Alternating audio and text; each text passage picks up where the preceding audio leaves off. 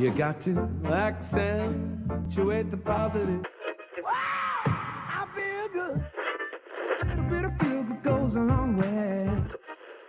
You're listening to KAren Swain, teacher of deliberate creation, accentuating the positive, showing you a way to a better life. Accentuating the positive, it's not just fad, it's sanity. Who in their right mind would accentuate anything else? Clap along if you feel like that's what you want to do. Welcome to another show, Accentuating the Positive with KAren Swain. So great to be with you all again on the United Public Radio Network and the UFO Public Radio Network, Paranormal Radio Network on 107.7 and 105.3. Look who's in the house today, Preston Dennett. Yay!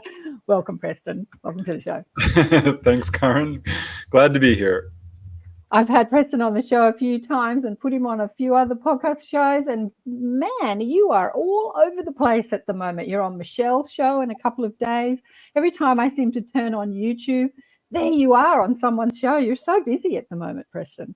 Yeah, I just got an email from someone who said they saw me on True TV. I'm like, oh, I've done a few shows recently and they keep replaying them. So I'm getting out there. It's fun. What's True TV? That's new to me. What is True TV? It's just a channel. I'm not sure what show that they were talking about. Could be The Unexplained. Could be Ancient Aliens. Could be Keeping Up with the Kardashians. I don't know. I was on that show, if you can believe it. Gosh, well, we're streaming on my YouTube channel, Accentuate the Positive or Blissful Beings with KAren Swain, and on your YouTube channel, your Preston Dennett YouTube channel, as well as the UFO Paranormal Network, and also on Facebook streaming across the net. And there are so many questions already. Dolly's on there. Hello, Dolly. She's saying g'day, g'day. But for people that don't know, for people who don't know you, I'm just going to have read a little bit of your bio. Preston Dennett is a UFO paranormal researcher, author of 32 books, hundreds of articles, and many fictional stories he's published. And he began investigating in 1986 when he discovered that his family, friends, and co-workers were having traumatic encounters. He has interviewed hundreds of witnesses and investigated a wide variety of paranormal phenomena as a field investigator for MUFON UFO Network, and has appeared on many radio and television programs, as we've discussed. But Preston is also an experienced astral traveler and has mastered many consciousness abilities and seen many astral worlds, which is what I called this today, many worlds. And I want to talk about that as well as what's happening in disclosure. So we're not going to go over your story because you've said it many times. And if people are meeting Preston for the first time, you can go to my YouTube channel or his or many other YouTube channels and hear Preston tell his stories. But you were on The Wise Old Soul recently with Lee Chandler, which is a new podcast show. And you blew me away on that show, actually, Preston. There were so many things that you said about your astral journeys that I just was like, whoa, I had some aha moments about this whole astral thing that I'd love to sort of share, like go into and share with the audience. And we'll get into the UFO disclosure and what's happening with that and how it all dovetails. But one of the things that I remember you saying on The Wise Old Soul is when you were out of body, when you saw your family that were completely conscious when they were out of body, but they had no memory at all when they came back into body, that they were hanging out in these astral realms, and yet you did. What is the difference? And you discussed, as I've discussed many times, that we're all out of body every night. It's not something that is that we're not all doing. So this particular event where you saw your family and they were completely conscious out of body, but when they came back into their body, didn't remember a thing. It's like who most of us are, right? So what do you think the difference is between people that remember like you and people that don't remember? Gosh, I wish I knew. I mean, there's no real difference, I don't think. Hang on. There we go. Yeah. I mean, we're all the same, obviously.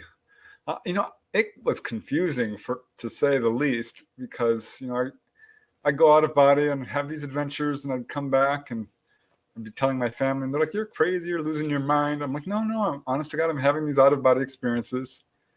And I would go out of body, and I would go to their house sometimes, and they're awake, they're in the 3D world, and I'm trying to say, "Hey, I'm here, and they can't see me." But then, often when I'm out of body, it's the middle of the night, and I have many siblings and family members who are living, and they're out there dreaming. And my mom, of course, is passed on. And I've got several members of the family who are now passed on. But early on, I was really inspired to see my mom. That's really what drove me to learn how to do astral projection.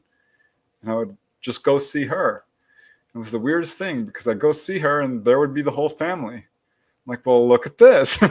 And yeah, we would all be talking and having a good time and talking about, what we're going to do the next day or did the previous day.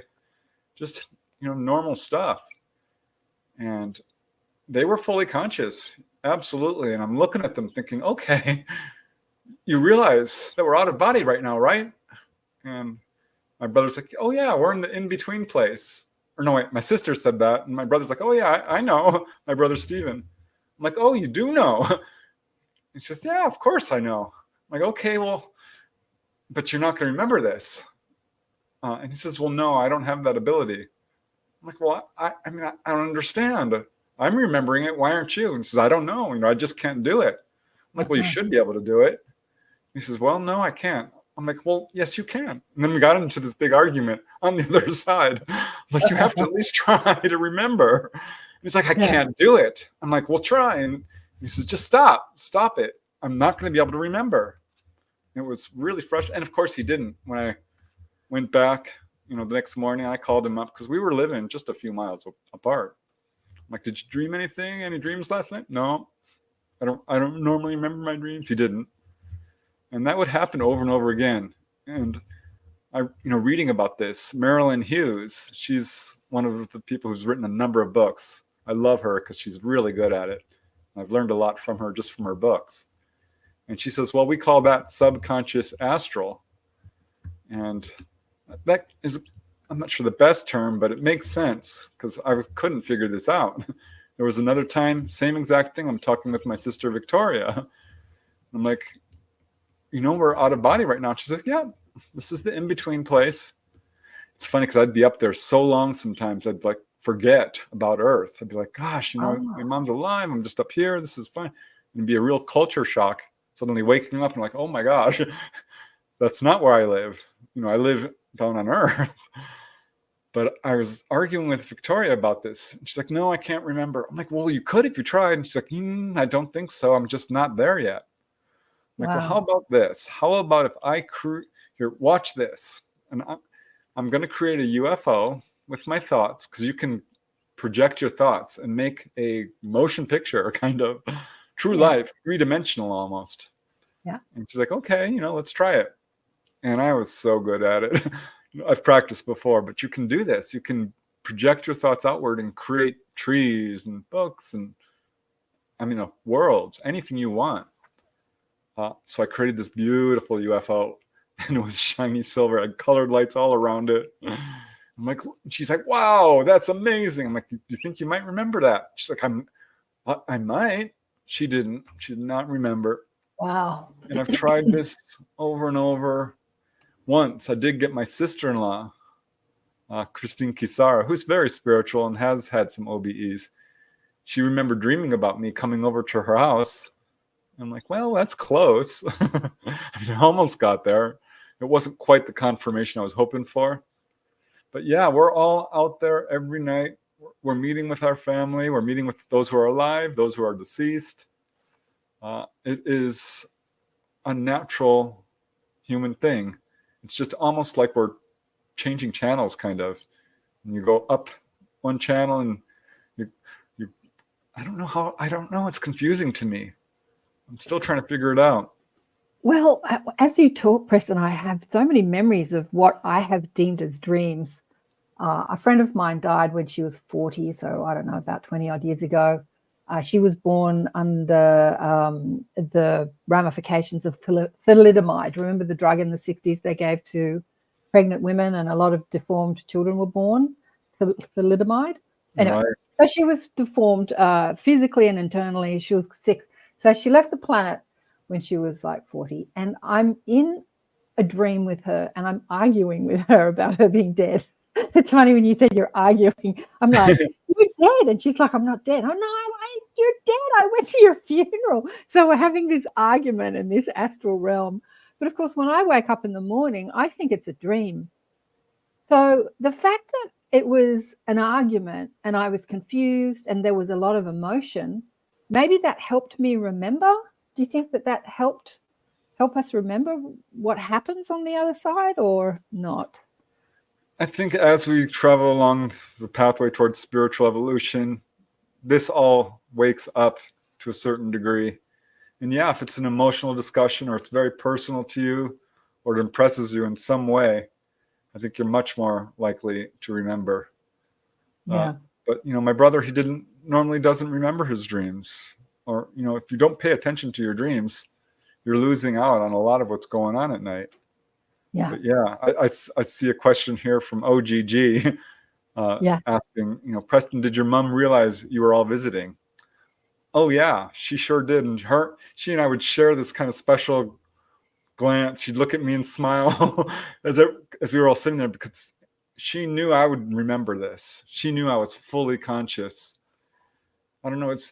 You're a little bit more aware than everyone else in a weird way when you're on the other side, because you can acknowledge the fact that that you will remember, I guess. So yeah, she and I would share a bit of a special bond there compared to my other brothers and sisters. I'm 5 of 6 kids.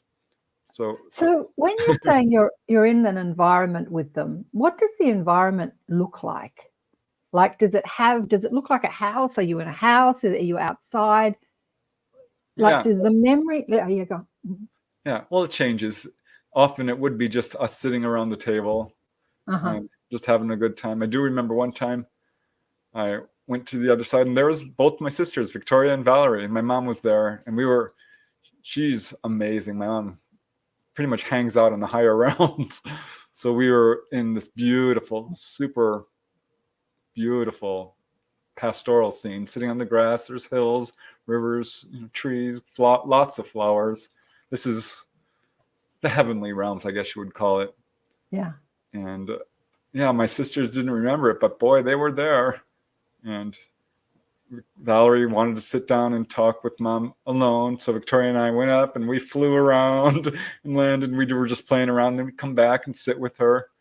It's so awesome because we feel like we're totally separate when we lose someone. Yeah, yeah. Pass down and we're like, gosh, I miss them so much. Yeah, yeah. Well, they're there. You get to see them every night, and you do see them. Yes, yes. So this is one of the huge benefits and why it's so important, I think, or so valuable to try to remember how to do this or learn how to do it. Absolutely. It's all about memory. It really is. Yeah, that was a big part of my spiritual awakening, because mum dies and we've discussed that we both had our mothers die when we were teenagers. And yeah, the dreams that I had, like, I wasn't into any of this stuff then. I was just trying to like get along. But she was in my dreams telling me she didn't die. I'm not dead. And so again, I'm arguing with her. You're not dead? When? How have you been if you're not dead? not knowing I'm not on Earth. Like I'm so believing I'm on Earth and I'm seeing mum, And I don't know if you've heard, but the news has gone across the world. There's a huge shopping complex, which is just up the road from me in Sydney. And a guy went in there the day before yesterday, and stabbed and killed like 6 people. And just went on a bit of a rampage of violence.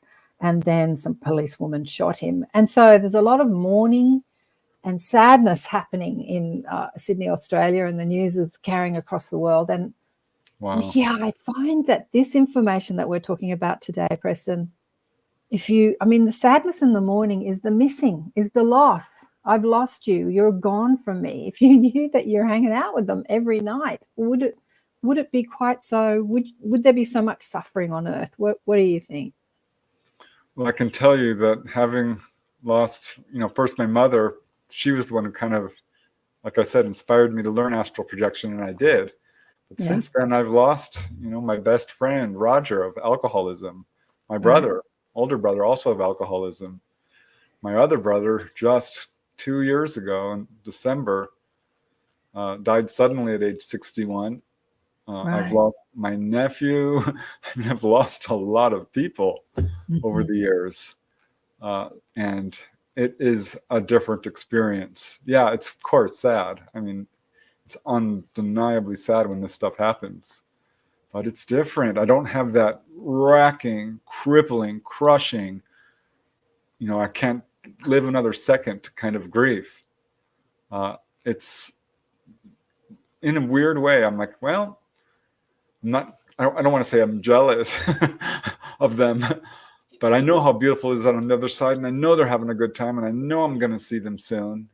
Yeah. I mean, with my brother, it did take me a couple of months because I think that's Stephen. He was the one who argued with me about whether there is life after death. He didn't like talking about anything unexplained. Right. He would put up with me and, absolutely loved me and, understood that I was really into these, but he didn't want to talk about it. Did you have you met him on the other side in your astral adventures? And did you have a discussion about that, about his transition? Like, why did you go? Why did you leave now? Did you talk to him? Yeah, not to the extent that I'd like to. It's still on my list. Okay. Because it was really hard to get a hold of him for about 2 months. And I started to get worried because normally it takes me maybe, with my nephew, it was he died one day and I was with him that night. Right, yeah. My father, it took me years. My older brother as well. It took me about 2 months with Stephen. And I'm like, popped out of my body. I'm like, okay, I'm fully conscious. I'm really good at, I think I've got a good couple of hours here that I can remain consciousness, because you can kind of feel it, like how there you are, how conscious. So I called out for him, and there's a method I use. I basically just intend to go meet him. Yeah. And I did, and I'm going through these upper layers, through the veils between the worlds, kind of. I don't know how else to describe it, but you leave there's this lower astral dimension, and then there's dimensions above that, and finally you hit the higher realms. But I was on not the garden realms, not the heavenly realm, but one or two below it. And I'm walking around this place and looking at stuff, and it took a while. There was a lot of people there, and I'm looking at them. I'm like, well, this looks interesting. What's that? But I was looking for my brother Stephen. And finally I see this guy. I'm like, this could be him, because you get drawn towards him and you have a sense of knowing. But he had his back facing to me, and he looked a little tall. My brother's like 5'7", 5'6" and a half or so. Always kind of self-conscious about his height. I'd always call him, hey, little brother. And he's like, you're my little brother. I'm like, you're littler than me. So I walked up to him, and he turned around, and it was him. But he looked different. He died at 61. He looked about 18. I mean, he looked young, and he was very thin. He wasn't by any means, obese or anything, but he had a little bit of a beer belly. Not really, but he wasn't I'm skinny. He wasn't really a skinny guy, but he was there, and he was 6'2". I'm like, Stephen, oh my God, look at you. And he was completely bald in life. He would shave his head because he didn't like, having just, hair like I do around the edges. He's like, I'm just shaving it off. I'm like, okay. His hair was long down to his shoulders. He had beautiful blonde hair. I'm like, Stephen, look at you. Oh my God. And I grabbed his hands, and I'm like, I love you. And he's like, I love you too. My first question to him was, so have you seen Mom? He's like, no, I haven't. I'm like, you're kidding. Have you seen Dad? He's like, no. I'm like, what? Okay. Have you seen Jamie? He says, no, I haven't. I'm like, oh my gosh, he's having a hard time. This is when I started to realize he's really having a little bit of an adjustment period here. Okay. Because although I think he suspected in the possibility of life after death, I am not sure he was really expecting this. He died pretty young. It came as an incredible shock to all of us down here. I can only imagine how shocking it must have been for him. He introduced me to 2 little kids. He's like, these are my friends. These were little children, maybe 3 years old. I'm like, oh, they were cute. And we started talking. And then he started mumbling. I'm like, Stephen, I can't hear you. And he's mumbling softly. I'm like, Stephen, I can't hear you. What are you saying? And finally he came up to me and he placed his forehead against mine and started speaking telepathically to me. He says, I want you to tell Suzanne, that's his wife, my sister-in-law, I love her. I'm like, oh, Stephen, of course I will. And then he said something. He says, tell her this. I'm like, okay, what? And he said something so embarrassingly personal. I just about died. I'm like, Stephen, I can't tell her that. He says, tell her that. She'll understand. Oh, it's wow. about, their intimate relations, if you know what I mean. Yeah. And I really can't say it because it's so darn personal. I was embarrassed to hear it. Okay, I've got a million questions. Oh my God, Preston, you are so fascinating. You just blow me away. You're so fascinating. So I told her, at the service, because this was like right before the service. Uh-huh. And she turned a little red and busted up laughing. She's like, that's Stephen. That's definitely him. She knows about my OBEs. But I think I kind of shocked her a little bit because that was personal. It's not something anybody would know. So do you think that information really confirmed that you were really with him, that it's all true, that because it was so personal and intimate that other people wouldn't know? Yeah, 100%. Yeah. And I'm like, I don't know if I can tell her this. Yeah. I'm gonna, because, he's always brutally honest. We could discuss really anything, Stephen and I, and Suzanne for that matter. So I'm like, we're kind of an unfiltered family anyway. Anything and everything's on the table. So yeah, I'm a bit like that. I'm very open. My daughter asks me questions about sex and relationships. I go into a full-on anatomy lesson. Yeah, I love it. I mean, we shouldn't have any secrets to hide because honestly, privacy is an illusion. We're so connected. Right. Well, right. Okay. So, that begs another question. When you're in the astral realm, so whether you're astral projecting at night, when you're out of your body at night, or when you're dead, can you access the physical? Can you see the physical realm, or could you see the physical realm? I've got so many questions. And you said that he was talking to you and mumbling, and then he started talking to you telepathically. So what was that experience of hearing him talk? His mouth was moving like we speak on Earth, and you're hearing him with your astral ears? Yeah. Anyway, 2 questions there. Yeah, I think so, because I'm guessing he wasn't super familiar with the astral realm. Almost always it is telepathic. It was always with my mom, completely telepathic. When I, met Roger, who died of alcoholism, also pretty young, he spoke verbally initially. And sometimes it is verbal, but generally speaking, it is telepathic. And I think he was embarrassed to talk too loudly when he was talking about very personal details, because there were kids right there. And this is not something kids should be hearing. So maybe that's why he was just mumbling softly and trying to whisper. But that didn't work. I couldn't hear him. I gotcha. But I did see him again twice. And once I saw him, and he was in kind of like a school class, or an orientation is what I would call it, where he was being taught, about what he can do and where he is and all the possibilities. And I was just about to get into it with him when his niece came flying in and popped down next to him and hugged him. And I was clearly didn't want to intrude on their reunion because, that's his daughter. So I'm like, okay, well, I'm going to go now. But a third time, this was so cool, and this has really warmed my heart, is I'm flying around up there on upper realms and the heavenly realms, I guess, where it's beautiful and the air sparkles and love surrounds you. And it's just great, great, great in a way. I mean, the greens and the reds and the blues and everything is so vivid. It's like super duper high definition, making the physical world look pale in comparison. So I'm just flying around having a good time, and I see this tornado. I'm like, well, that's odd. You know, I see a tornado in the blue sky coming towards me. I'm like, well, this is strange. I've never seen anything like this, and it's coming closer and closer. So I'm bracing myself because I don't know what the heck this is.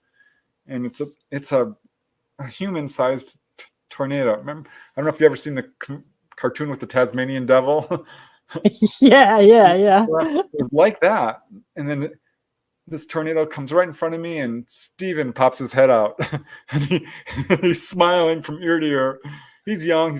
He had really rosy pink cheeks for a long time, and he had those, and he's smiling from ear to ear. And you know, he's supercharged. The guy was hyperactive. He was nonstop energy all day long. You could not stop him, and he was like that again. And he's looking at me, smiling, and takes off. You know, this time speaking telepathically. You know, like, come on. And so we ended up having a little, you know, just flying around, having fun, doing loop-de-loops and sharp turns and going straight up, and just have one of the funnest things about OBEs, out of body experiences, is just the flying. Flying alone is so much fun. And he had clearly learned how to do it because he hadn't learned that before. I see that sometimes when I'm, you know, on some of the lower realms. People don't know that they can fly. Yeah. And it's shocking because you lift up and they're all looking at you like, oh my God, he's floating. How is he doing this? I've tried to teach people. I'm like, you just, you know, think it. You just think. And up you go. This was one of the epiphanies I had when I was listening to you on Lee's show, in The Wise Old Soul, when you were talking about flying, because for many years I had flying dreams. And in my dreams, I was teaching people to fly. And I remember being frustrated with people and they're going, but I can't do it. I can't do it. And it's like, it's so easy. Like, you just think and like you just lift. Look, watch me. Look. And I would have these dreams over and over again. And when I was listening to you saying you were doing that on an astral realm, and you were with people in astral realms that didn't understand, they still had the, I don't know, the thinking, the thought forms of being human, mindset, thank you, that they were human and heavy and under gravity, and not realizing that the sort of the, what's the word I'm looking for, Preston, the experience that you can have in an astral realm, that your thoughts create so quickly and that you can lift off and fly. Yeah, so these are astral experiences we're having when we're having flying dreams, right? Yeah, almost always. And I won't say always because I am not honestly sure. But yeah, I think that when you are having a flying dream, that's astral projection for sure. And you're bringing back a good part of it. And probably the reason is because it is so darn fun that it's hard to forget. And yeah, this was something that, you know, like you, I wasn't fully understanding. Once when I finally rescued a soul, an earthbound soul for the first time, I realized I had been doing this actually for a little while. Now that's a big thing. I'm like, wow, this is so amazing. And it's so rewarding when you can take someone who's stuck on a lower level, even all the way down here on Earth, or perhaps in a lower, I won't say the word hell, but kind of a lower dark realm, up to the heavenly realms, as I call them. I'm not religious, but gosh, they got it right. The higher frequency realms, the higher frequency realms. Yeah, I've been doing that a lot lately. Have you? Fun. Oh yeah, just this morning I had 2 amazing OBEs. Oh my God.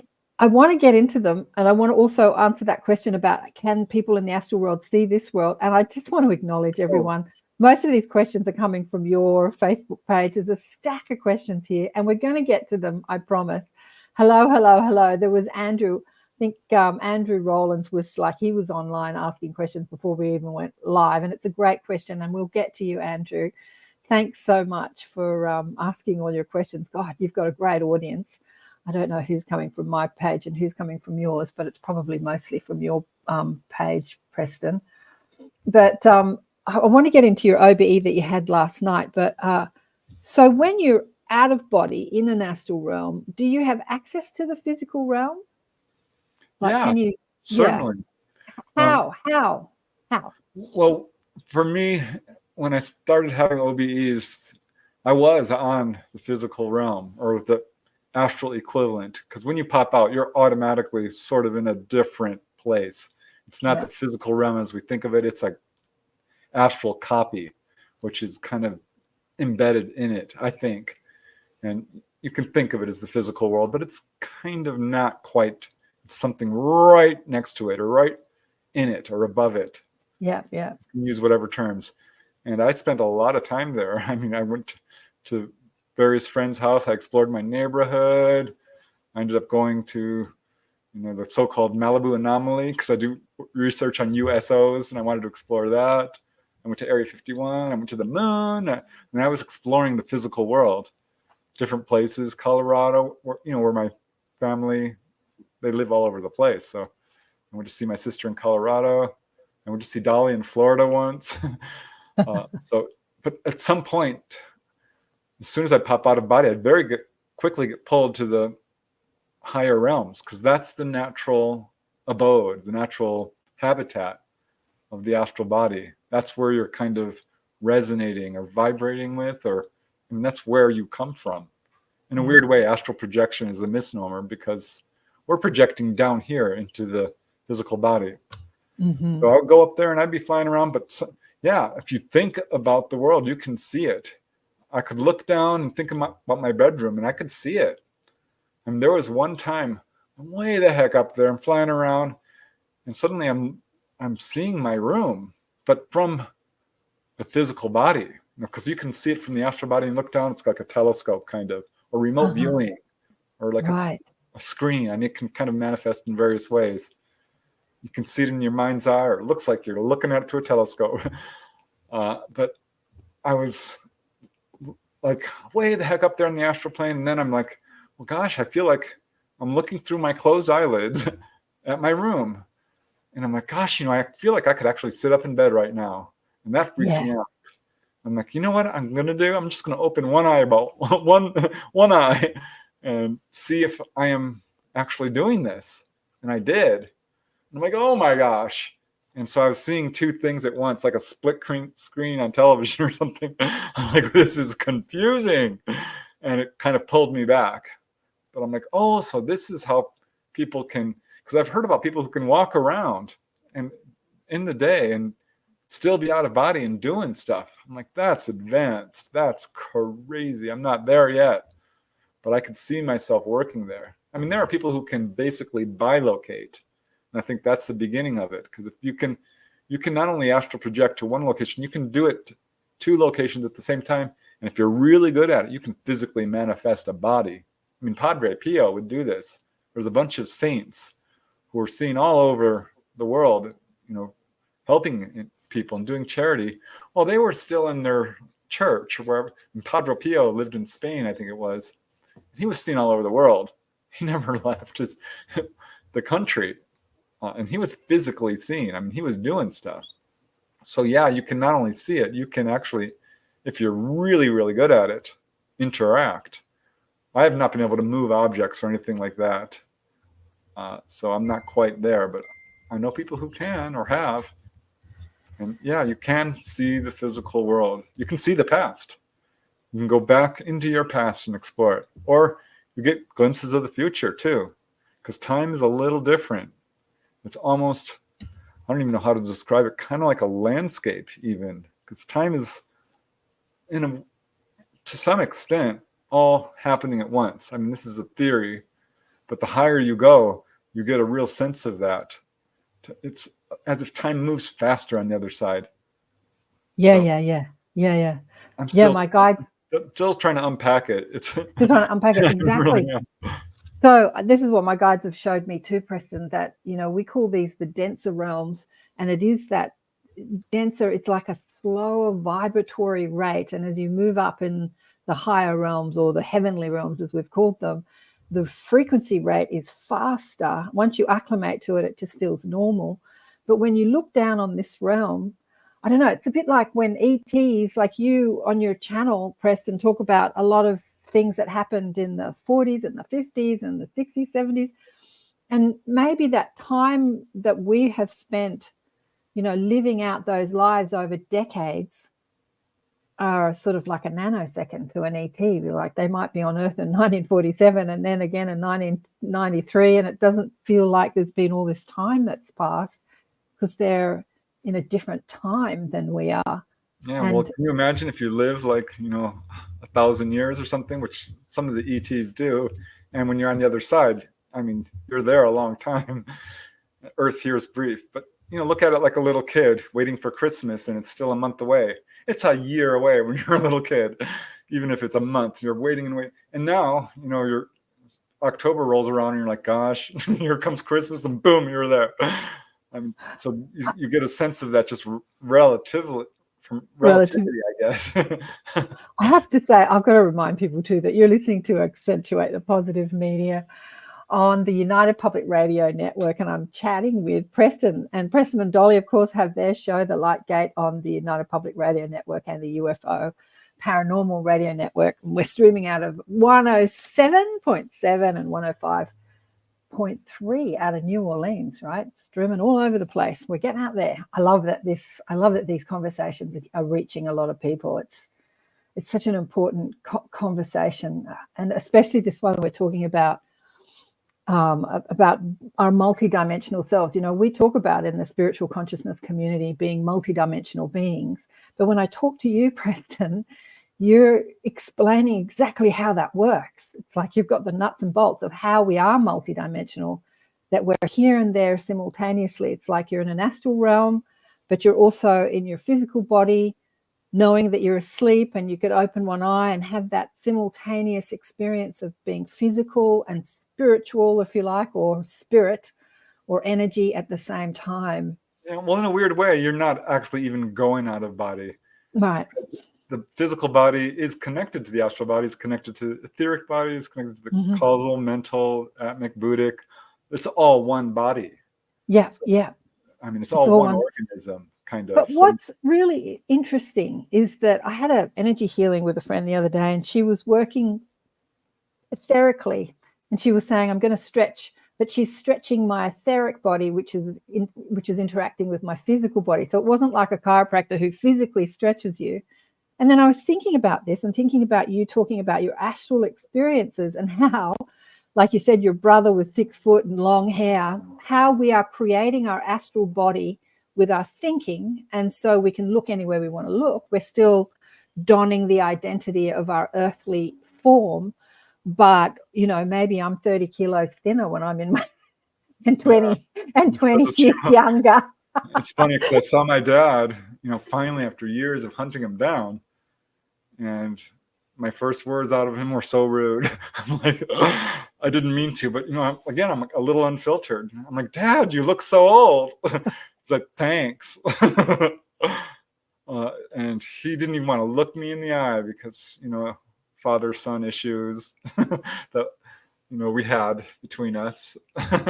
And I think he felt some guilt. And I'm like, no, Dad, I forgive you for everything. I'm not mad at you. Look at me when I'm talking to you, which is what he would say to me.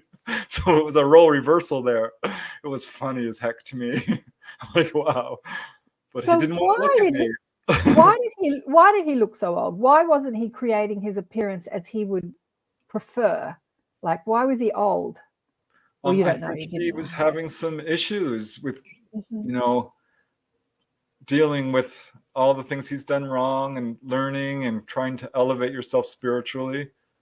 I don't know for sure, but I will tell you one time I popped on the other side because this is the second time I've seen him, and I've only seen him a couple of times.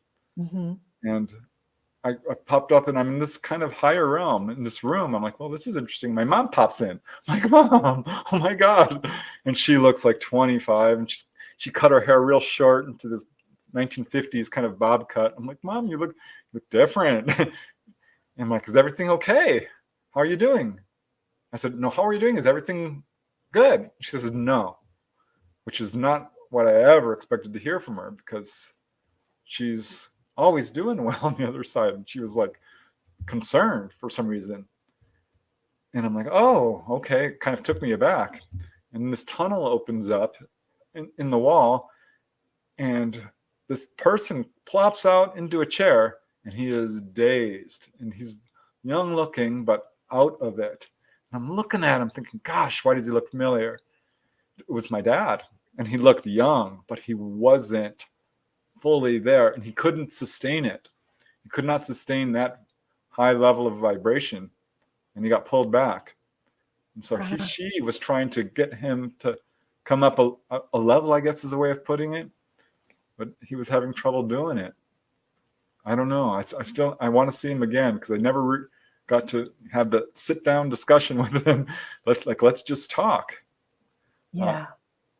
Because I think once you pop on the other side and you haven't worked out your issues, you're going to be confronted with everything. In a near-death experience, there's something called the life review, and you go through everything that you've ever done to people, good and bad. If you've done bad to people, you're going to feel it. And you're going to have to face all the things you've done wrong in a big, bad way. It's a good thing. I shouldn't say bad, but it can be, I think, hard for people. It certainly is if you read about near-death experiences. Right. And I think that's probably part of what's kind of holding them back a little bit. Same with my brother Jamie, who had a bit of sibling rivalry with all of us. He was the oldest, and I think he kind of resented, like, Mom, you had another kid, and then another, and then another, and another, and another. I mean, he was the oldest of 6. He must have lost his mind when Valerie and I came around. You know, we're 5 and 6. So I get it. But Jamie's still on the planet? Is he still in his physical? No, he passed on. He's gone as well. He's exited the matrix.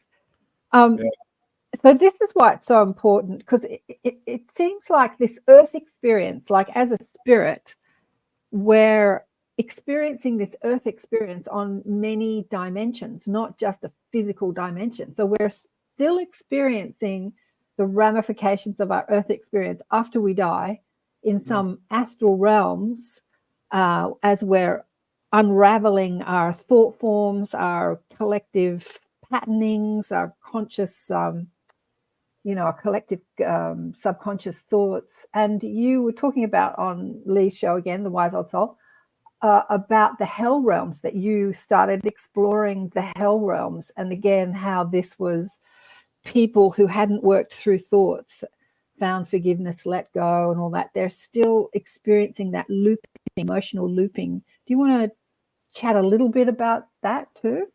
Sure. Can I answer one of the questions in chat first? Sure. I know there's so many. This big word, please, from Colin Smith. Preston, please tell us more about your experience in the Malibu anomaly. I wrote this book on USOs off the Southern California coast, and there's this thing called the Malibu anomaly off the coast of Malibu. Yep. It's got this flat top and pillars and a tunnel, and there's all this talk about what it is. I think it is probably an artificial structure. I'm not prepared to say it's an undersea base or anything like that, but I was certainly curious about it. I'm like, well, if I can astral project to it, that might provide some answers. And I remembered to do it.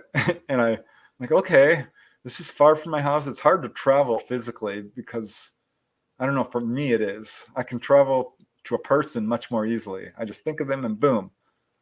But to a physical destination, I kind of have to navigate, geographically speaking. I'm like, well, I'll give it a try. And I flew down to the ocean because I knew where that direction that was. I was in Reseda. It's just basically straight south into the Santa Catalina Channel. And then I would head, it would be northwest, up, just up the coastline. And I dived into the ocean, and I was so sad because there were not a whole lot of fish in there. There used to be a lot of marine life. It's gone way down. The waters are pretty polluted, and I saw it firsthand.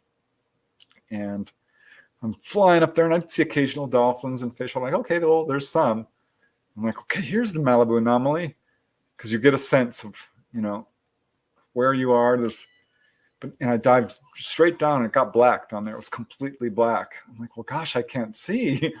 So I'm like, well, I'm gonna have to use my inner vision, because I was using, I don't know, it's hard to describe, but in complete darkness you can still see if you use your inner knowing impressions, kind of. So that's what I was down there doing, and I got the distinct impression that yes, this was a construction. This is not a natural formation by any means. This is absolutely constructed. I couldn't see it, but I got that feeling. And it was very clear. I'm like, okay. And I later got some confirmation of that in a roundabout way. But yeah, I did try to go to the Malibu anomaly. And there's so much stuff you can do. So I'll talk about the hellish realms now if you want. Yeah, well, getting back to, so the Malibu anomaly is something that's deserted now, and it was people like, I don't know, was it Black Ops or ETs? I mean, who was using it? Was it constructed? As far as I know, it's just this ancient structure that was built a long, long time ago.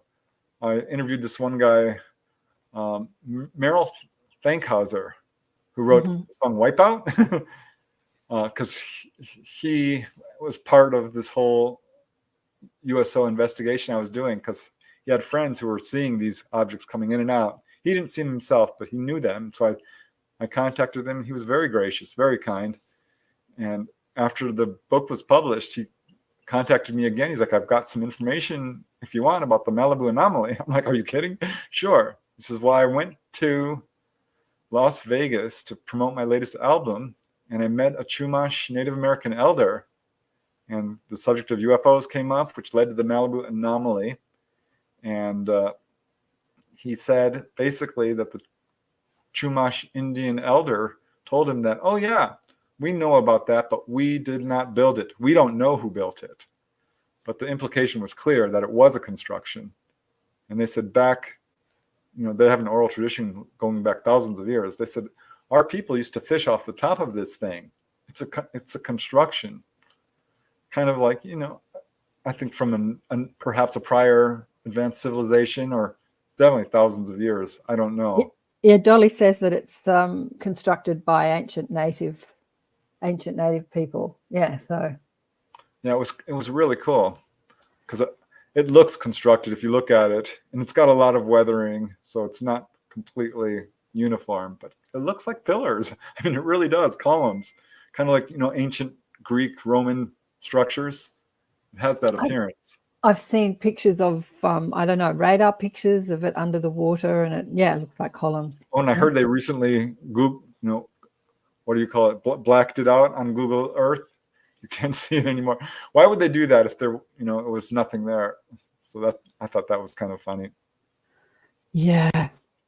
So let's get into the hellish realms, but I just found that fascinating. We won't spend too much time there, but like a lot of people say, is there heaven and hell? But it's all to do with how we're creating our reality. Everything, like this life, lives other, after this life, and then after that life, and because there's a life after life after life after life, right, Preston? So there's a life after an astral experience. Like you can move through different dimensions, and you don't necessarily have to come back to that same place or vibratory experience. Astral world. You can stay and play in any place you want to, really.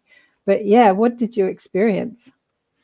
Yeah, well, I mean, I think you're right. You can, when we pass on, we go to the other side, we stay there as long as we want and come back. And we're still experiencing the repercussions of previous past lives.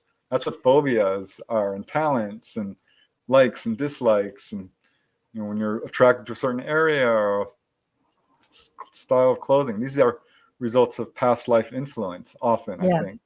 Even illness. But I started becoming interested in the lower realms because, again, Marilyn Hughes talked about visiting there, and some of the other people who are really good at it. I'm like, well, gosh, that sounds kind of interesting. I wonder if there is a hell. I wonder what that's like. And I first did it by kind of remote viewing it because it made me a little nervous. Yeah. And I would go kind of not fully, you'd be out of body and you look down at it, right? Just like you would at Earth. And there would be people there who are lost in grief, lost in anger, lost in just depression, all these kind of the major negative emotions. And you're like, God. And I went down to a couple of them. I'm like, hello, hello. And you're walking around them trying to get their attention, and you could not get their attention for the life of you. They would look the other way. They could not see you. And it was really difficult. And I went real low once, and this group of people came up to me and started flattering me, like, oh, you're so great. I love you. I mean, they were just laying it on thick, which made me suspicious because I'm looking at them like, why are you talking to me like this? Who are you? And I started looking at them more deeply and studying them, and their features changed into those awful demonic, I mean, the full-on classic religious devil type face. And I'm like, oh my gosh. And I immediately kind of just blazed white light and love. Normally I'm out of there.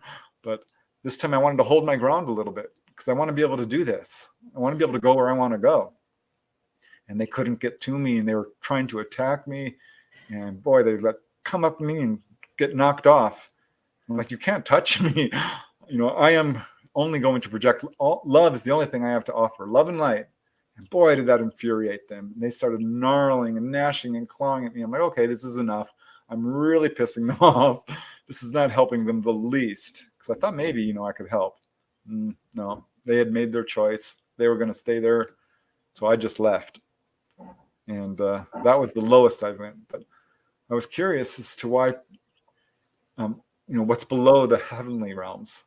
And I found some really interesting things. I think the first time that really shocked me was I decided, I want to go to a lower realm. Take me to a lower realm.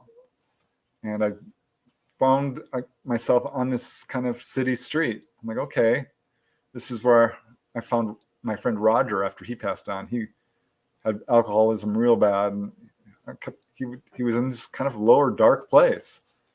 And it's very urban. There's not a lot of trees and flowers or anything like that. It's a city, basically. And I went inside this building, and it was like a cafeteria or an auditorium or a mall. Actually, it's what it really reminded me of. It's kind of a shabby mall. And this is what it would always be like. It's the craziest thing. I think hell is a mall. This is where a lot of people go who are still working out their issues. And these are people who knew they were dead. I think so, because I started asking, the first time, I'm asking around, I'm like, okay. And some people wouldn't talk to me. They're just in their own head. They're angry. They don't want to talk. But some were talking to each other. And I walked up to this black guy. I'm like, hey, how did you die? And I forget what he said. But I'm like, okay, then you are dead. And he's like, well, yeah, I'm dead. And I asked a few others. And finally, I saw this little kid who looked like he was kind of skipping along. He must have been 8 years old. And I'm like, can I ask you a stupid question? Are you dead? And he gave me this absolutely look like, are you an idiot? And he said, yes, of course I am. All of us are. I'm like, oh, okay. And so I went back towards the entrance of where I came in, and I saw a group of old ladies. I'm like, well, they look friendly. There's 4 of them sitting at this little round table. And I walked up to them and can I ask you a dumb question? I'm just curious. Are you dead? And they said, well, yes, of course we are. We're all dead here. And I said, well, I'm not. And they gave me this look like, are you crazy? What are you doing here? And as soon as I said, well, I'm not, every head in that room, and there must have been 20, 30 people around me, turned and looked at me and glared in a not friendly way. I mean, they were like, what the hell are you doing here kind of look. I'm like, oh, shoot, I have just made a big mistake. And I quickly flew up. None of these people were at that level where they could fly. I darted out and I was gone. But I've since been to this place over and over again. And it's always a little different. There's different rooms and stuff. I went there during COVID. It was jam-packed. Oh my gosh. Standing room only practically. And I'm walking through these crowds, asking people, trying to get verifying name. And some people would give me their names sometimes. A lot of people wouldn't talk to me. I'd come towards them, turn around and go the other way. But gosh, this really cool experience happened where I saw this big, tall black guy. and he was kind of radiating a little bit of light. I'm like, this guy looks like he's advanced. I'm going to walk up to him. He looks like a nice guy. And I mean, this was a big guy, right? He must have been 6'5". I'm like, hey, dude, how you doing? He's like, I'm doing pretty good. How are you? I'm like, oh, I'm not bad. What are you doing here? And he's like, well, I don't know. I really don't know exactly where this is. I'm like, well, this is a lower realm. I told him, and there's actually much higher realms. Did you know that? And he's like, oh, really? I'm like, yeah, I could take you there. This is all telepathic. And he's like, really? I'm like, yeah, honest, I know how to do it. I can do it. And he's like, oh, really? He's kind of skeptical. I'm like, all you have to do is take my hand, and I'll take you there. And I held out my hand, and he looked at me and he's like, I'm not holding another dude's hand. I'm like, dude, it's not like that. I just want to help you out. I'm not into like doing anything. No, I just want to, take you to the other side. And he's like, oh, well, okay. And I grabbed his hand, a big hand, right? I'm like, hold on tight, because here we go. And I pulled him up really hard and fast, because that's how I do it. I fly straight up really fast and intend to go to the higher realm. And he's holding on to me. I can feel his hand. And suddenly it was real dark there. Lots of shadows. On the higher realms, there's not a shadow. It's made of light. All the flowers radiate light. The trees radiate light. The ground radiates light. The air itself sparkles. It's so cool. And all of a sudden, these little glittery sparkles started coming up around us. I'm like, okay, thank God I'm doing it, because I would have been devastated if I had misled him, because I was so sure I could do this. And it got really colorful, and then it was like rainbow colors, and then boom, we're in the garden realm. And off he went. I mean, he made a beeline for I don't know where. I couldn't follow him, which is usually what happens. But yeah, I was able to pull him over to the other side. It was the coolest thing. I loved that experience. You know what all this says to me? It's just reiterating everything that I teach and the guides teach through me, is that we have to be really responsible and really deliberate in how we flow our energy, or think, or feel, or what we buy into with our thinking and our focus. I saw one comment here, the guy that went on the rampage stabbing people in the shopping mall up the road from me yesterday. I was curious about him because I kept thinking, Preston, not damning him for what he did, but why did he do it? Why? What was in his head? What was he thinking? I kept thinking, why did he do it? And I wanted to tune into his energy and like try and figure out, what were you thinking? And as I found his Facebook page, I just saw all these people damning him. I hope you're rotting in hell, and all this anger and, hatred coming towards him, which is understandable. But when people understand that as they engage in that, I hope you rot in hell, that anger towards another because they disagree with what they've done, they're putting themselves in hell. Really. They're just putting themselves in hell because they're tuning into that frequency and that energy that creates these worlds, whether you're in the physical world or an astral world, right? Yeah, there's a huge truth there. I'm so glad you mentioned that, because this is, I think, one of the reasons we're here, because we wouldn't be here if we didn't have issues. And, there's in religion, there's the 5 deadly sins, whatever it is, anger and lust and greed and sloth and gluttony and so forth. And if you really are honest with yourself and you talk to people and kind of ferret it out, you can see most of us are dealing with a couple of those at least. And I think that you're absolutely right. This is something that we need to overcome if we want to get to these higher realms. And gosh, once I went to the Akashic realm, which is, supposedly really high. This is the Akashic library. Yeah. Eastern religions have it all mapped out. I don't know how accurate it is, but I think that they've got a lot of experience with this. And they have it, the physical plane, the etheric plane, the astral plane. Oh gosh, let me see if I got it right. The mental plane, the Buddhic, the Atmic. Causal, that's right. That's one of them. Mm-hmm. Thank you. So these are like layers of increasing frequency or energy, or however you want to term it.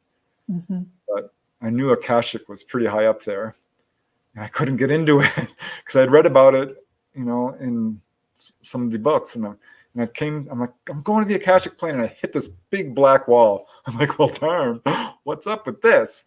And, why can't I get through it? And I pounded at it, and finally I'm clawing and scratching, and I opened up this tiny little pinhole in it by just clawing at it, and this beautiful silvery white divine light spread down on me, and it's like the angels are singing, and I'm like, whoa, and I'm like, I squeezed myself into it, and it was the weirdest feeling, because it was like going through a sieve or a filter or a membrane of some kind, and I popped out on the other side and left a lot of darkness behind. I popped out, and all that my anger and all my greed and all my stuff I didn't even think I had. I thought I was doing pretty good. Apparently, I've still got some issues. On the other side, and I could barely sustain it. I did it. It took me a couple of tries, actually, but I did it. And my mom was there. I'm like, oh, Mom. And she's grinning. And it was so bright. It was so energetic. I could barely sustain it. But gosh, was it beautiful. So beautiful. Right? There's the Akashic Library. It had pillars. And I'm like, Mom, come with me. She's like, no, you have to go on your own private journey. It was one of the most awesome OBEs I've ever had. I remember walking up to seeing the pillars, which were glowing. And they looked like they were made of rose quartz, but they were somewhat translucent. And I'm just standing there at the pillar. I'm like, I'm good. Let's just stay here at the pillar. I can watch this for an hour. I'll be happy. I'm like, no. You have to go inside. I'm like, okay. And I was led inside. I had a guide, which I was happy about, because often I don't. I'm the kind of guy who's like, get away from me. I can do it myself. But Mr. Independent. Yeah, I'm my own worst enemy sometimes. I want to remind people that you're listening to Accentuate the Positive Media, streaming on the United Public Radio Network and the UFO Paranormal Radio Network on 107.7 and 105.3. Our guest is Preston Dennett, as you know, if you've been listening, but if you're just tuning in. And we are going to the astral realms. And today we haven't spoken about anything ET at this point, not really, but all this dovetails with the ET phenomena, as it's been called. Like, I had Jeff Salver on the show the other week, a couple of weeks ago, who said that the Greys are teaching humanity enlightenment. And so they're teaching us about our multidimensional aspects and who we are and our powers of deliberate creation, how we can create our world in this world and in many others.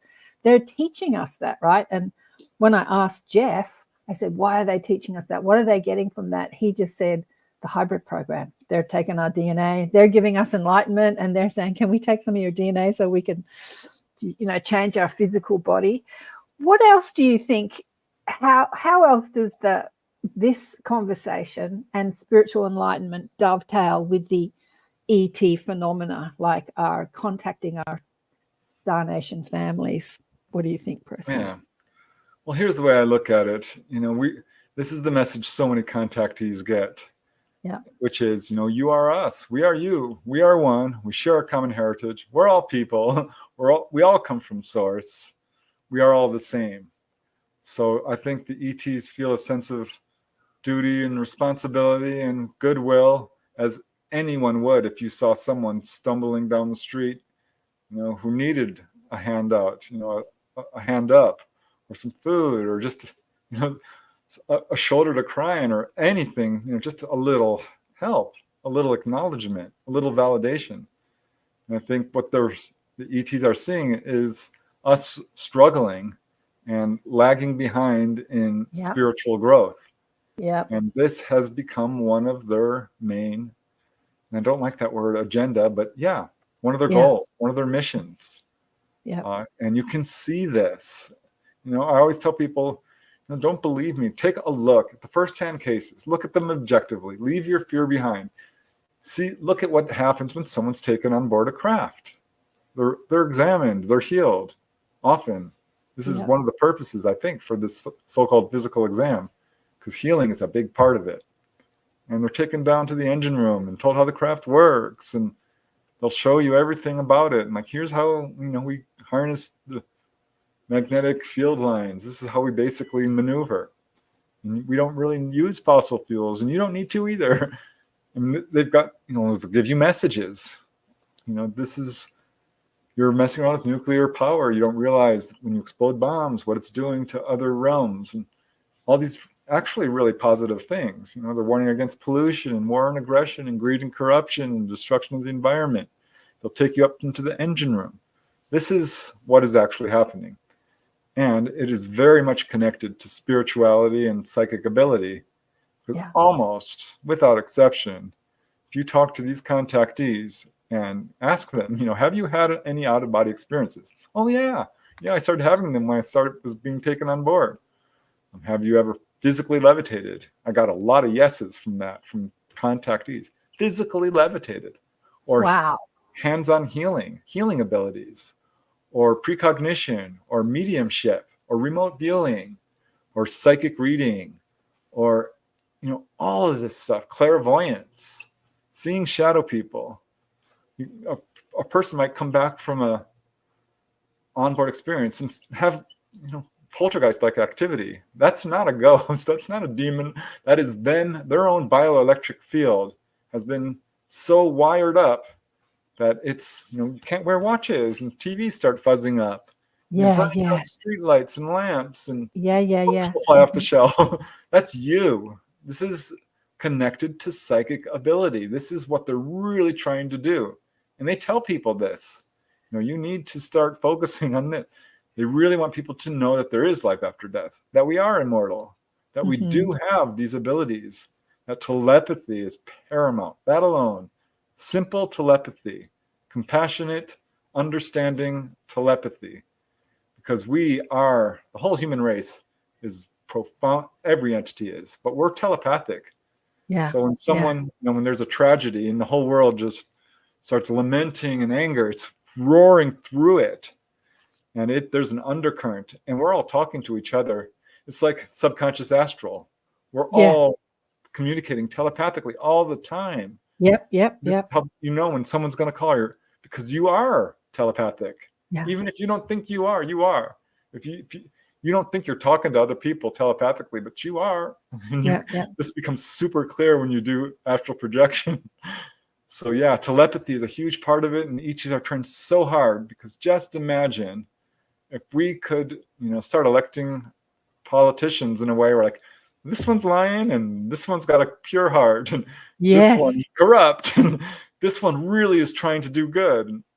It would change everything. God, it would change. We could just lay down our weapons and stop polluting and not let greed and fear, because that's what's ruling our planet right now. Greed and fear. And that is killing us, literally. And that's why ETs are trying so hard to pull people on board. And each person they pull on board gets, that lesson. And so, it's not like the ET's like, boom, you're psychic. And, this is, us doing it to you. No. It's you doing it. You're doing the work. But they really facilitate it. This is my assessment. This is kind of how I'm looking at it right now. My opinions do change over the years. When I first got involved in this, I was like, I bought into the fear and the trauma of all this. I'm like, these ETs are kidnapping people and experimenting on them, and this is not good. I need to figure out what's going on, which turned out not to be true. It's just there was a fear narrative in the media that I bought, hook, line, and sinker. Right. And I dragged myself out of it by just doing research. Honest to God, firsthand, objective, not fear-based research. Not what I believe or what I think, but what can I demonstrate? What can I show with factual information from firsthand cases? So I'm very encouraged by ET contact. I think it's great news for us. They are trying so hard. Me too. I want to get to Andrew Rowland's question, which was like over an hour ago. He asked it before we even went live, because it's a great question. Probably not even still listening if you are. Hi, Andrew. But I want to get back to that. We're all telepathically communicating. I remember reading that in my 20s in the Seth books, and you read the Seth book, that we couldn't drive. Seth said you couldn't drive on your roads if you were not And like driving on the road, I realized, yeah, right, I do know when people are going to do things before they do things. And I remember experiencing it when Lady Diana died. And I was like, why is everyone crying? Kind of not upset that a stranger had died. And then I was sobbing the next day. It's like I had tuned into the collective sadness. And this collective sadness went across the world, and the whole world was crying. And even like yesterday when the stabbings happened, again, I'm tuning into that collective sadness. Everyone's laying wreaths and the flowers are mounting in Bondi Junction Mall, and I want to cry right now. So I'm tuning into that telepathic sadness that everyone is feeling as we all talk about it. Yeah, you can see this at sporting events or riots. Right. When the Challenger disaster happened, that was a year after my mom died. It was one of the most devastating things that I ever went through. And it was, I was really not connected to it, but we were all grieving. 9/11. Boy, that just swept across. Wow. Powerful. Yeah, we're profoundly telepathic. Profoundly. So Andrew said right at the beginning, I had a UFO sighting almost daily, on a daily basis since July 2023. I know where and where to look for them. Have you heard of this ability before? So hopefully Andrew, if he's not listening now, will come back to this. Have you heard of people having like daily sightings? He seems to have been activated in some way. Well, I've certainly talked to contactees who, are so profoundly connected to them that they can, in essence, call them down. Or over and over again, when someone has a sighting, it might start with a really strong impulse to go outside, look out the window, or just walk outside, or look in a certain section of the sky. I had that once. I stepped outside. I'm like, where are you? This little earthworm down here. I want to see you. I haven't seen a UFO in a while. I was looking up at the sky, and its light appeared exactly where I was looking. And it was big, and it was this huge flash. Couldn't have been a shooting star. It didn't look at all like one, which zips across the sky, or a satellite, which moves lazily. This was an answer. This was a connection. So if you're connected to them, absolutely, that can happen. Yeah. I think that we all have that ability for sure. Yeah. If you want to see a UFO, that's basically how you do it. Right now, after talking to Dolly Saffron, she's like, they're really not here. They can show up as, orbs, or you can get telepathic communication and sort of things like that. But now is a different time than it was, just a few years ago. Yeah, absolutely. I often say, like, my house, the party in my house, like it's all going on. There's so many orbs in my house. I tell you, the blue ones. I'm watching television. It's almost like they have an opinion on what I'm watching. They'll like flash above the television. I saw this long blue light streak above the television last night. I'm like, oh, I haven't seen that shape before. It's like everyone's got an opinion on what's happening. You can see it. Just meditate for a while. People meditate and they close their eyes and they're like, oh, meditate with your eyes open. Relax for like 20 minutes and try not to move. You start to see. And if you're good at it, I'm never been able to get to the full-on mediumship ability. It touches me. I'm kind of skirting around it, but anyone can do this. Yeah, open eyes. Yeah, Mark says. I remember years ago with can't remember the name of them, Brahma Kumaras. They were called something else. Yeah, they taught me about open-eyed meditation then. But I think life is an open-eyed meditation. Actually, it's like. Life is.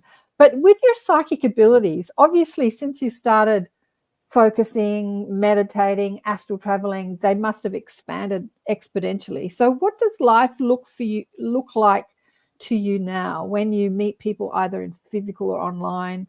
Are you getting a sense of who they are, their energy? Do you read their thoughts? Can you speak to your spirit guides? Like, what does life look like for you, Preston? Yeah, well, you definitely can read people, especially people you're interacting with in some way, like a service person, whether it's a mechanic or someone comes to your house, or someone you're like, gosh, I hope this person doesn't do me wrong, a doctor. And you can look them in the eye and get a really good sense of who this person is, and like, I'm not going to go to this mechanic. I don't trust him. Yeah. Or, this sort of thing. Yeah, absolutely. I wouldn't say that I go climbing into people's heads and reading their thoughts, because that would be rude and an invasion of privacy, and I'm not going to do that. But, if it's someone I'm closely connected with, a family member or something, that does happen. Me and my sister-in-law, Christy, are super connected. Dolly and I definitely can. I mean, we've had telepathic conversations. Sometimes I accidentally listened in once, her and her daughter talking. I'm like, oh my gosh, I'm listening to you guys talking. Hello, I'm right here. But yeah, I mean, precognition. I love that. And you get little flicks of it daily. What I love doing is watching Jeopardy. And sometimes I'll get the answer to the question. I tell you, honestly, I don't know the answer. And it comes to me and I blurt it out. And I'm like, oh my gosh. Yeah. Right. I have a friend that who loves these game shows. I don't watch them, but when I'm with her at her place on mine, she'll put it on, and it doesn't happen all the time though. Almost as if you try, it won't happen. But if you're like washing the dishes and they ask a question that you have no answer, that you just get it and you just blurt it out. That, it just comes. Game shows are a great medium to practice on it. I was once watching Password with Betty White, the lovely, adorable Betty White. And the person turns to her and she shouts out, yogurt. He didn't say a darn thing. That was the word. And the host is like, and she just smiled. It was the clearest example of telepathy I've ever seen televised. And I busted up laughing because it was absolute evidence of telepathy. I mean, it was. I have to tell you a funny story. My ex-husband, he got very into the Hare Krishnas when he was young and was totally into it. And then later he left. But anyway, had this big Krishna book and we were moving and he kept asking me a million questions. Where do you want this? Where do you want that? Where do you want this? And I was just getting really frustrated with him. He always used to say, I wish I could do what you do. I wish I could read people's energy and hear their thoughts and speak to my guides and psychic like you. Anyway, so we're walking down the hallway and he's holding up this big book. He turns around and he says, where do you want me to put this book? And in my mind, I'm so frustrated with him asking me that question. Where? I'm like, I don't care. Can shove it up your ass is what I'm thinking of. And he said to me, no, I'm not going to shove it up. He just got it. I projected it and he got the exact words. Like I could have said anything in anger or frustration. Like, stop asking me these silly questions. I could have said anything, but he got it. And we both just cracked up because he received the exact words like, no, I'm not going to shove it up my ass. So it does happen. It didn't happen on a regular basis, but yeah, those exact words. When I first started going OBE, I was really picking up on people's thoughts because it was like that layer had been just ripped off of me. Going to work and people would be talking and would come out garbled because they were thinking one thing and saying another. Yeah, and I'd be like, what did you just say? And I learned not to, blurt out exactly what I thought you said because no. Thankfully, that kind of, that's kind of how you can tell when a person's being honest because they're thinking one thing and they're saying another. Oh, yeah. Something as a child was so confusing to me because I had this ability I can't say I can read your thoughts, but I can read your energy. So I could feel how you feel. And if I'm saying, how are you? And you're feeling devastated, but you're putting on a smiley face going, I'm great, I'm fine. I'm like looking, I'm like, no, you're not. And I would call people on it. And, often people want to wear a mask and not show their not be vulnerable. And they'd get really angry with me when I'd call them and say, no, you're not okay. You're not okay. And they're like, don't tell me how I feel. Shut up. And they'd get angry with me. And it confused me as a kid. Yeah. So there's a lot of, I don't know, protocols and decorum. And you have to really know how to, when you are tuning into people, what you can say, what you can't say. Yeah. There's a whole school of education. We need to be educated about how to use our. I still get myself in trouble by being too honest sometimes. It's like, no, there's social protocols here. I learned how to put on my filters at work, in the business office. But even there, I would be like, what did you just say? I'm like, sorry.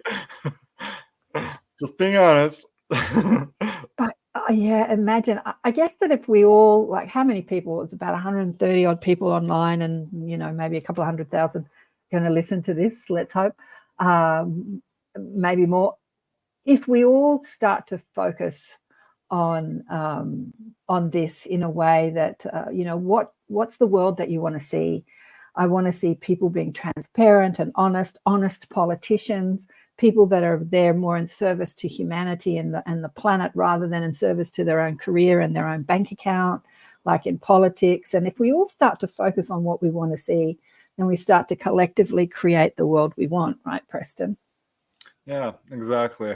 What I see with a lot of people is kind of robotic behavior, because right. When you ask a little kid, why'd you do that? Sometimes they'll say, well, I don't know. The rule, a lot of us here on Earth, and I think this is true of pretty much everyone, we're ruled by fear. We're ruled by greed. We're ruled by these negative kind of feelings. And it's not entirely our fault, because we're having a number perpetrated on us by folks on this world who don't have our best interests in mind. I'm pointing at, the secret governments and, people like that, the media, and some of the cabal, call them what you will. But there's, some things we have to overcome. And if I could get one message to anyone, it'd be, leave fear behind. You don't have to be afraid. You're gonna be fine. Life is hard. I get that, and it's hard to have to live check to check, and we deal with these horrible struggles every day. But we are immortal beings. People say, well, how old are you? Well, really, we're not. Age is an illusion. We die and we come back. We die, we come back. We die, we come back. It's like walking through the door. And it's a good door, because you get to go to a place where you can fly and do all these wonderful things, teleport, telekinesis. All these supernatural abilities are normal on the other side. You can teleport to any place in the darn universe. You can read people's thoughts. So cool. You can do telekinesis when you're out of body. You point to something, you're like, come to me. I do that all the time. Half the time I'm dreaming and I think I've invented it. I'm like, finally I've discovered telekinesis. I can do it now. And then I wake up. I'm like, darn it. But yeah, I wish people would just leave fear behind and recognize that, we are immortal beings.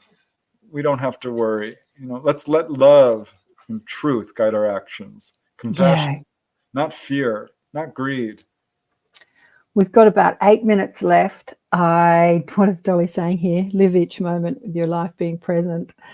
Old Guru Dolly here, being present in the present. That's the lesson. Thank you, gorgeous Dolly. Before we go, Preston, a lot of people, when we talk about astral realms and heavenly realms and life after death, a lot of people in their physical incarnation and their physical experience say, get me out of here. I want to go home. But I think we're here for a reason. We're here to experience this world for a reason. And if we're tuning into a conversation like this, either on your channel, my channel, or anybody else's channel, there's a reason to learn ourselves and then teach others. Like, we're not here to get the hell out of here. We're here to use this knowledge of who we are as multidimensional beings to help this world expand, to help consciousness expand. What do you want to say to people who are always like, get me the hell out of here. I don't like this world. I want to go home. Yeah, I get it. It's a tough school. Robert Monroe, he's the guy whose book I picked up and taught me how to go out of body. He said, those who graduate from the Earth School are highly respected on the other side. I laughed hard when I heard that. I'm like, I sure hope so, because this is a hard school, and boy, do I want to graduate. I think we should all just really come with the mindset, like, we're going to be okay. Yes, it's hard, but every hard lesson teaches us something. Don't look at it as suffering. Look at it as an opportunity for you to learn. You're going to get through it. There is light at the end of the tunnel. You can be happy even when you're in great pain and great struggles. There is a silver lining to every difficult situation. My mom's passing almost killed me. I did not want to live, but it ended up completely transforming my life. And I wouldn't trade it for anything. I wish she was still alive, don't get me wrong, but I was able to get, something out of it. I learned something. So each difficult situation is an opportunity. I think I forget, is it the Japanese or Chinese word for problem is opportunity or something like that? Yeah. It's the same thing. So look at it that way. Yeah, life is hard, but don't worry. It's shorter than you think. You don't need to rush it. You don't need to escape to the other side, because you're not going to have it easy if you,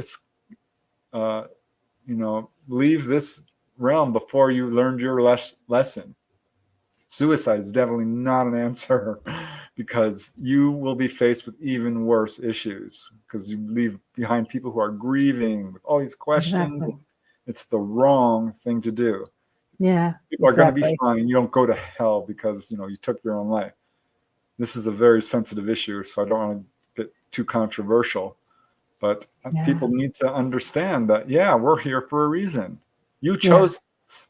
You came down here, and it's a very short time. Enjoy it. There's joy to be had in every single day.